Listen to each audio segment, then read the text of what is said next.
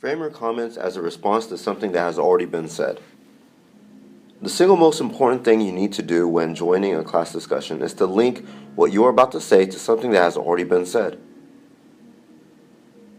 In framing your comments this way, it is usually best to name both the person and the idea you're responding to. If you name the person alone, I agree with Aaron because blank. It may not be clear to listeners what part of what Aaron said you are referring to.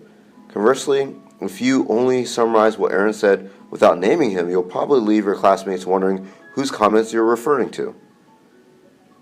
But won't you sound stilted and deeply redundant in class if you try to restate the point your classmate just made?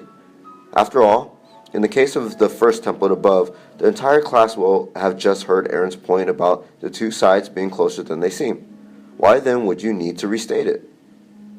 We agreed that in oral situations, it does often sound artificial to restate what others just said precisely because they just said it.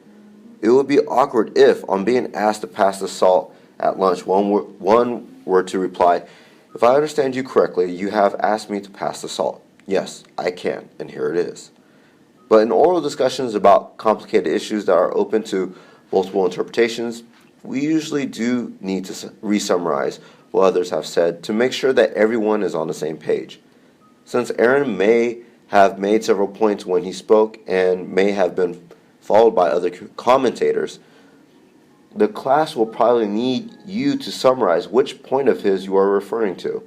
And even if Aaron made only one point, restating that point is helpful, not only to remind the group what his point was, since some may have missed or forgotten it, but also to make sure that he, you, and others have interpreted his point in the same way.